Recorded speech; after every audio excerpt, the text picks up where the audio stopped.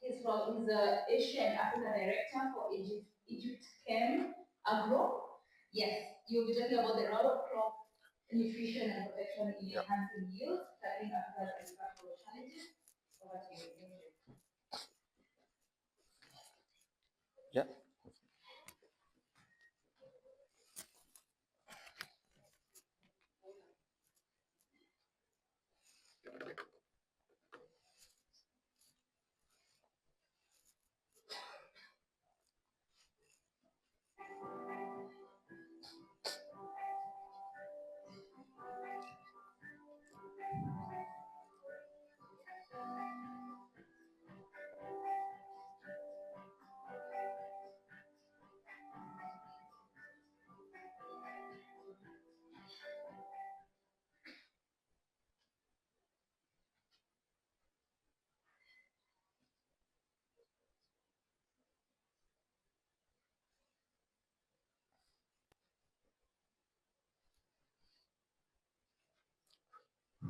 Can I start?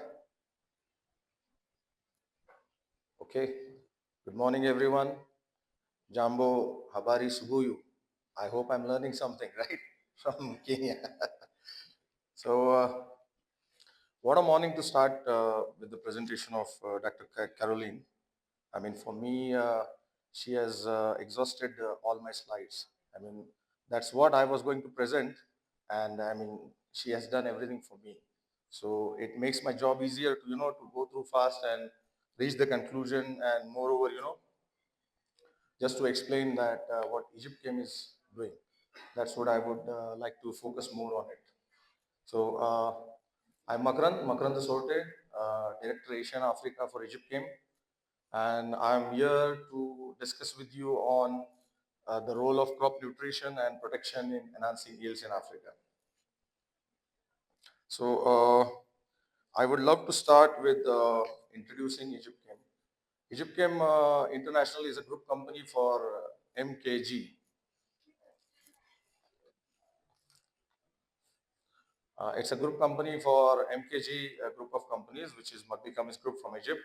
So Egyptchem International is just a wing of it or a company of it, which is into pesticides, fertilizers, and public health. So we have a global presence.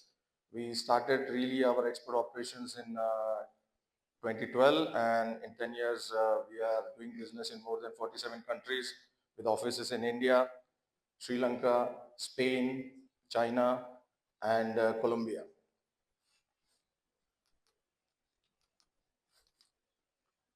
So we'll discuss a bit about agriculture in Africa. As we all know that agriculture has been the backbone for Africa. About two-thirds of the population is engaged in agriculture activity. And still, I mean, Africa is believed to be the breadbasket for the whole world in the coming future, because still the potential of arable land, which is cultivable, is just to be explored, which is, more than 60% of the overall world land available. Now, the next beauty about it is the small scale or the smallholder farmers, they contribute to almost 80% of the agriculture output in Africa, what we are getting today.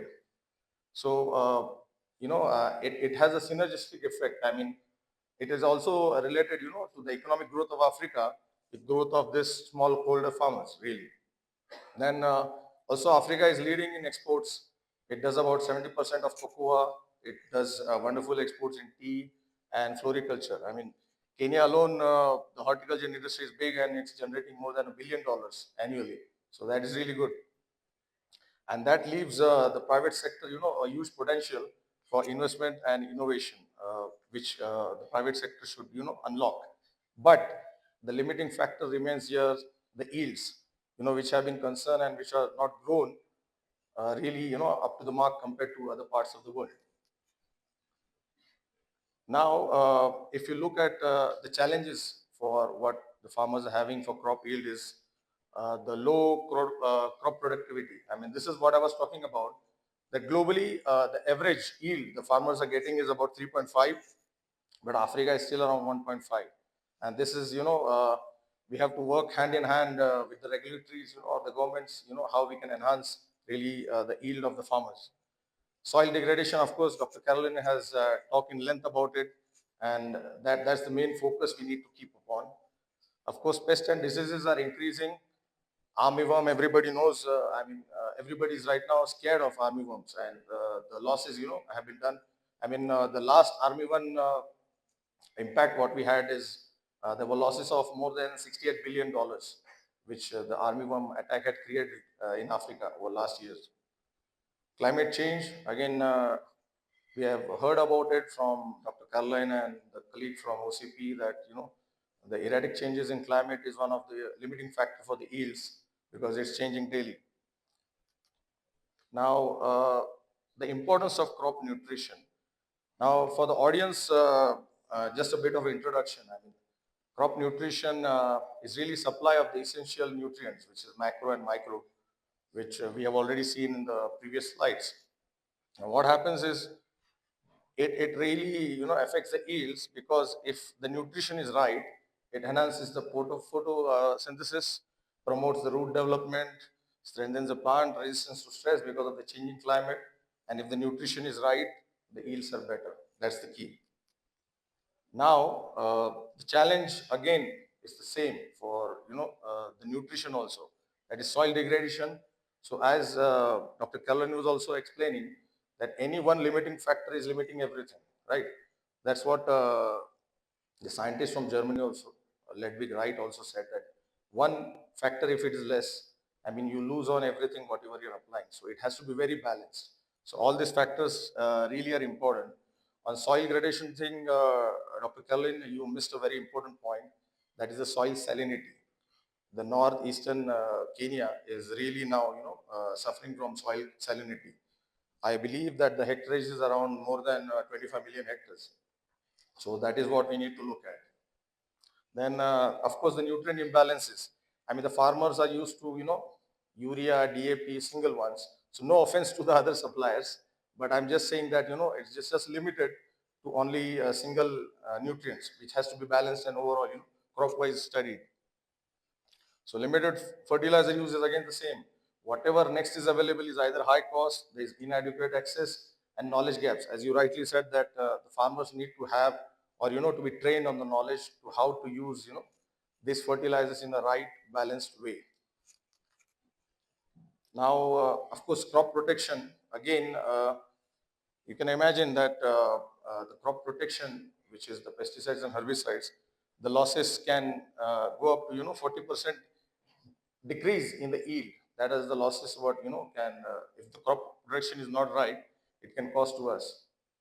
And of course, as I told you, the fall albumin and the striga weeds, rice blast, these are the common things.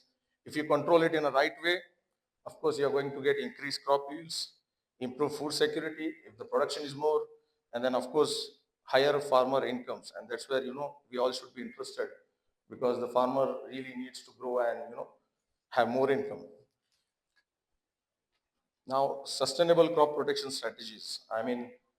Now for this challenge, we have been discussing with the two of the speakers that we need to have an holistic approach rather than just having a crop protection or fertilizer. As we are saying that when you look at the soils, we need to look at if below soil we can go organic, as Dr. Kalin was saying that we need to feed the rhizosphere below the soil, for the nutrients to be absorbed. So that is the key. Then early detection and monitoring. The farmer has to really work hard on this. Now we are going into AI digitalization, there are now apps which can help them. They have to do regular scouting on the farm because if they scout it early, then they can reduce the further damage which is going to happen. So that can save a lot of for the farmers. Of course, there are a lot of, now resistant varieties of crops which are available. The farmers should look into that how can I, get better seeds. And farmer education, as I said, that our role or our responsibility as private sector or the regulatory is to keep the farmer, educated, upgraded, and training them continuously on upcoming technologies. Now, this is what I was talking about, that we need to have a holistic and synergistic approach towards crop nutrition and crop protection. Now, let me explain this through, an example that will be easy for us. Now, for example, as I told you that I was listening to the farmers yesterday, and the major problem some of the farmers told me, like, we are having downy mildew and late blight in potatoes. That is creating a lot of losses. Now, for downy mildew, it's really very difficult to control it. You just cannot control it by spraying some fungicides. It needs a holistic approach. Now here, the crop nutrition comes in place. If the nutrition is right, if the P and K are right in the plant, then it will of course trigger the defense mechanism, and by application of the pesticides, or fungicides, it's going to make a perfect impact. If you are getting a relief of 40%, if you use the synergy, I mean, you'll get about 80% of relief. So this is what I was talking about, that there are many advancements happening in agriculture. So smart irrigation systems, mobile farming. I mean, the farmer can operate his farm just on his palm with a mobile phone, and the farmer needs to look into going more technologically ahead. Of course, the data is very important, which the private sector will need. Either we'll have to collaborate with the private sector, which are running this kind of apps, or we will also have to, look for help from the regulatories for the same. So that if we have more data, we can, keep improving and keep, customizing what the customer needs or what the farmer needs. Now, government policy, that's what I'm talking about. That the government really has to take an initiative to make more stringent entry barriers, so that the quality players are in. We avoid the briefcase companies or substandard products, so that the value for the farmer is more, rather than saving on a less value product.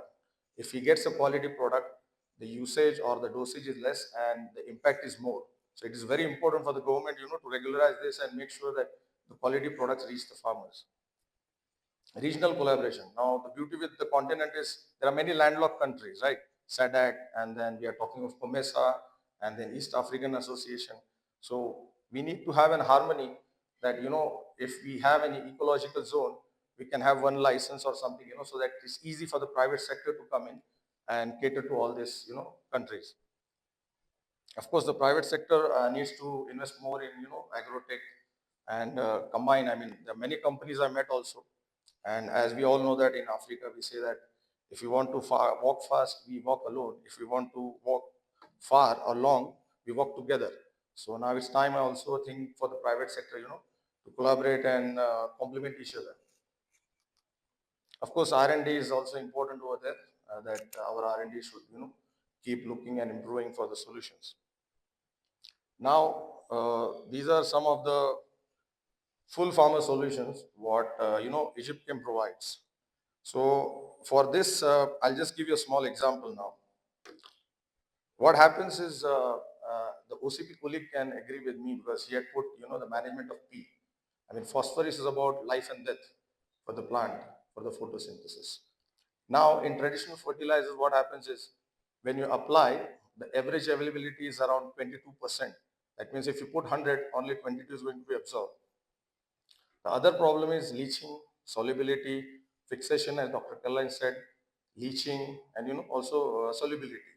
So now Egyptchem has developed a technology or a process which is called as SAF.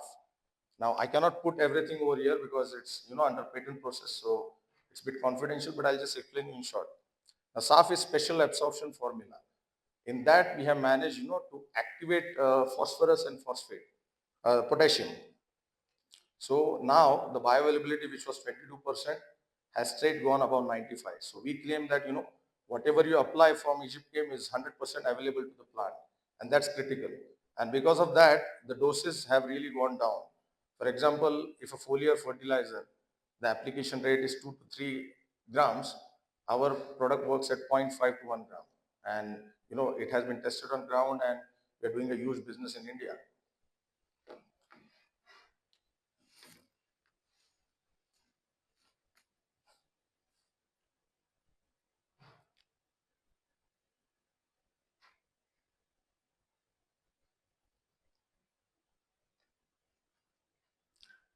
Yeah, that's what I mean. The products are really, becoming favorite for the farmers in India, also globally. I mean, we're doing good business in Sri Lanka, in Zambia, and other parts, of the world. And this has been proven, and it's really good for enhancing productivity.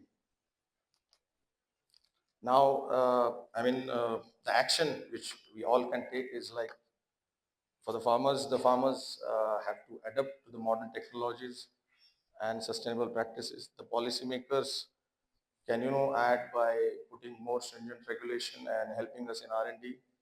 The private sector, we can work hand in hand with the regulatory, for long-term growth, or, investment in more of agrotech. And of course, the R&D will constantly work in developing, innovative and climate resilient solutions for African farming.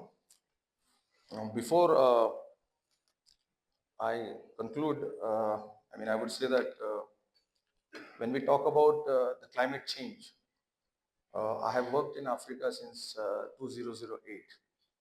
And one example I would like to give is I worked extensively in Zambia. If you all know that the Independence Day of Zambia is 24th of October. When I was there, as soon as the president was hoisting the flag, it used to start raining. But for last 4 years, the rains are not coming till December mid. So, and it's going back on time in March. That means the season has shortened.